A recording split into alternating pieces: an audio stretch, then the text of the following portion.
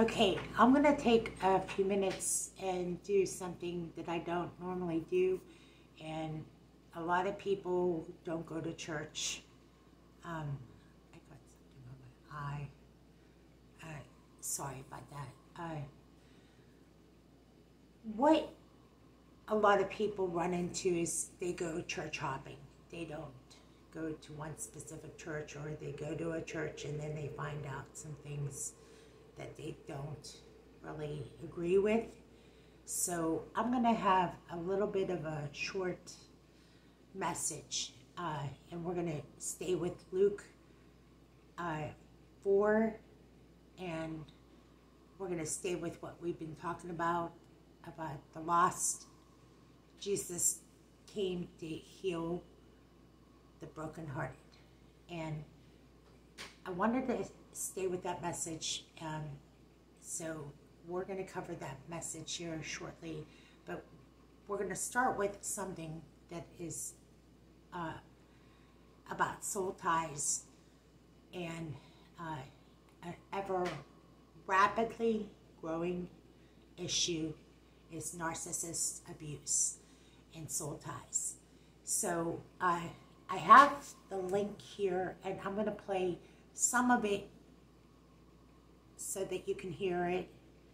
You can get the link. I'm going to put the link in the description box, but I want you to hear just a little bit of Derek Jackson on why narcissists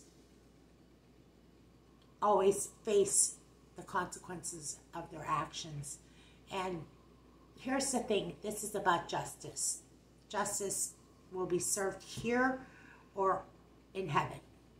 That's just the way it is.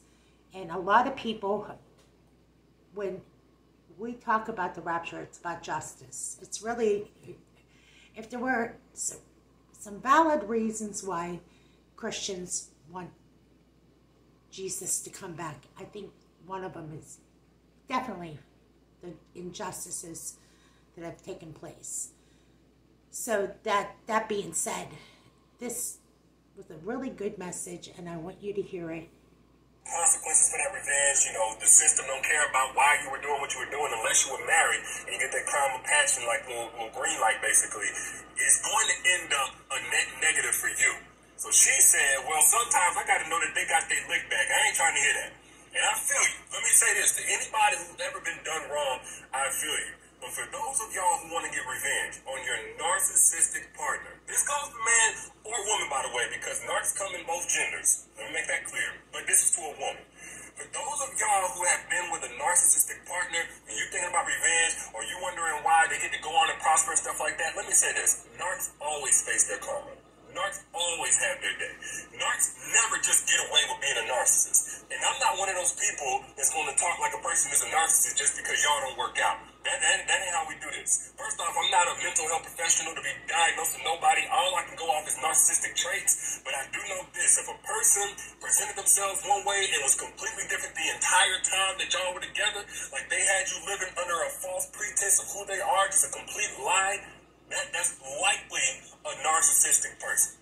If the person tried to ruin you, abused you verbally or physically, especially multiple times over and over again, didn't care to get any help, turned the tables around on you as if you were the problem, that person was likely a narcissist. Okay? Likely. So if you were dealing with somebody who's likely a narcissist, understand they always meet their karma. And it's practical, really, because of the seeds that they sowed. Like, look at it like this. First off, there's two reasons a narc is going to be created, from what I've studied.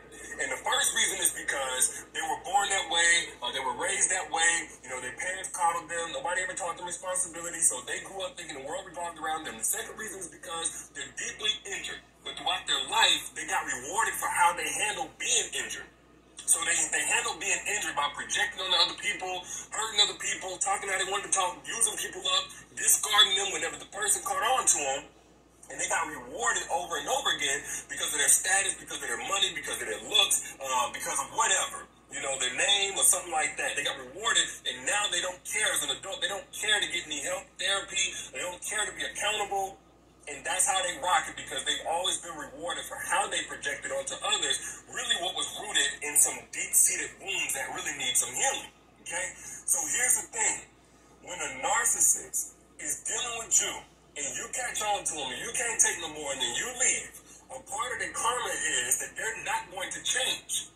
Therefore, the seed that they sow is always going to be that they hurt other people, use other people, and the only reason why people even deal with them is because, one, they don't know how that person is rocking yet, or because there's something to get off of them. So when life happens to a narcissist after you leave, and that's very important, we're going to talk about why in just a second, after you leave, nobody is going to hold them down. The moment that the status goes, the money goes, the moment that they don't look so cool anymore, they're going to have a breakdown. That's part of the narcissistic karma, is that everybody is around them for superficial reasons. Nobody is around them because of their character. Like, life happens to everybody, but when bad things happen to good people, you're always going to have somebody going to hold you down. The people that know you best are always going to be there for you, whether it's family, friends, etc. Narcissists typically are abandoned the moment things don't look great, and the moment they can't pay for people to be friends with them, the moment they don't look so cool or whatever, because they were never around a narcissist for their true character. Another part of narcissistic karma is the demons. I know some of y'all don't believe in demons, y'all don't believe in the spiritual aspect, which is interesting to me, because I think just about everybody has dealt with soul ties at some point. Just think about it in your own life. The proof of soul ties is in your own life. If you've ever had sex with the wrong person, did you notice that things started getting shaky in your life outside of the romantic relationship that you had with them? Maybe you didn't even have feelings for them, but you gave yourself, you messed around, just laid down with them, and it is what it is, no judgment here. But you noticed your peace was compromised. You noticed that your money got a little funny. You noticed that friendship started getting shaky. Things just started getting negative. Your mood was down. Energy was down. No STD. You know, it wasn't STD, a spiritually transmitted demon. But put I down in the chat if I'm talking to anybody. Or if you've ever just gotten really, really attached to a person. And again, life outside, like life before them was good. Job, career, your optimism, your energy, your relationship with God, your relationship with yourself, friends. And then you got attached to the wrong person that wasn't for you, and everything else got shaky. Everything else started going down. And the more you got attached to that person, these are evidence of negative soul ties, in which there are soul ties, I believe, that can pull you up. Whenever you get married to the right person, when you get married to an evolved man, that's a soul tie that actually pulls you up, that's mutually beneficial. But back to what I was saying. When a narcissist hurts a good woman, messes up a good woman, discards that woman, or that woman gets tired of him and finally gets the courage to leave, they're left to deal with those demons alone. That's part of the narcissistic karma. Those demons that was affecting you now are back to their rightful owner. And they're going to ruin that person. They're not going to have peace at night. They're going to lose themselves in addictions because they're trying to cope with the demonic fight that they really need to take both spiritually and to somebody's therapist's office. But they won't do that, of course.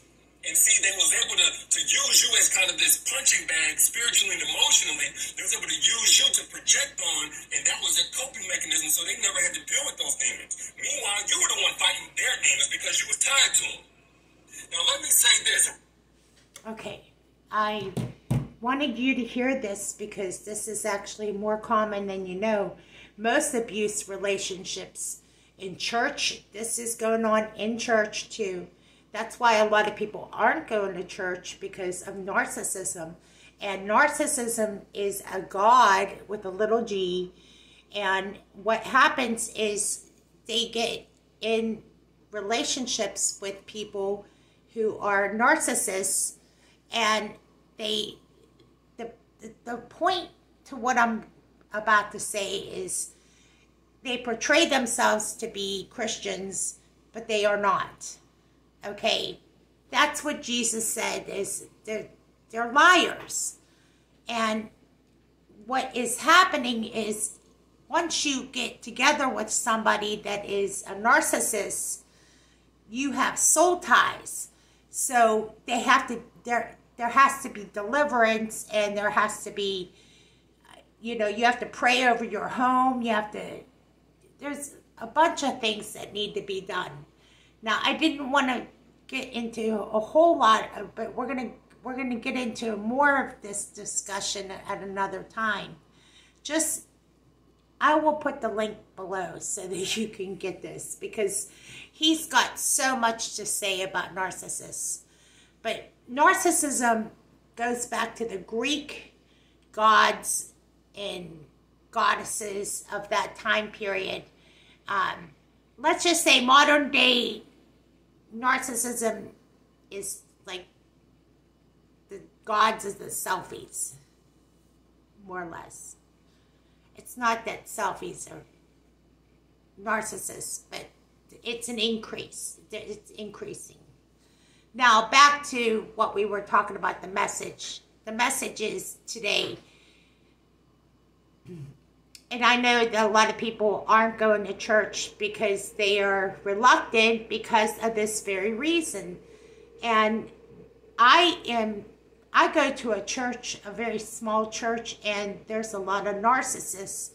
They pretend to be Christians. They're doing these things that are just diabolical, that I have to find another church. So I decided to do this online to talk about the message, is to talk about Jesus.